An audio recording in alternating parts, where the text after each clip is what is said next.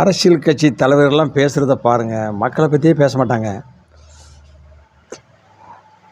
ஆமாம், இன்னொரு தலைவரை பற்றி அவதூறாக பேசுவாங்க. மக்கள் நலனை பற்றியே மறந்துட்டாங்க. நீ எதிரி, நான் எதிரி, நீ எதிரி, நான் எதிரி, நீ பொம்மை, நான் எந்திரம், அப்படி மாதிரி பேசுகிறாங்க. இவர் கூட தான் போயிட்டு இருந்தார் வெளிநாட்டுக்கு. இதே கேள்வி அவர் கேட்பார்ல, பதிலுக்கு அவர் கேட்பார். இதே வேலையாக இருப்பார். 2 பேரும் சும்மா சொல்லி வச்சு செய்கிற மாதிரியே செய்கிறாங்க.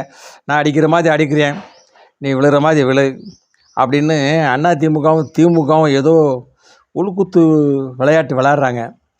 தெரிஞ்சு தான் செய்கிறாங்க. ஆமாம், இந்த கமலஹாசனும் ரஜினிகாந்த் ஒரு படத்தில் நடிக்க போகிறாங்க இல்லையா? இப்போ தனித்தனியாக சம்பளம் வாங்குவாங்க.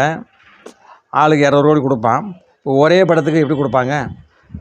அவங்க கொடுக்க மாட்டாங்க.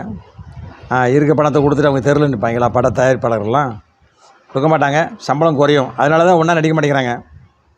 அந்த மாதிரி தான் இருக்குது. இப்போ திமுக அதிமுக ஒன்று சேர்ந்துச்சு வச்சுக்கோங்களேன், யாரை வச்சு அப்புறம் அரசியல் பண்ணுறது அப்படின்னு மக்கள் நினைப்பாங்கல்ல.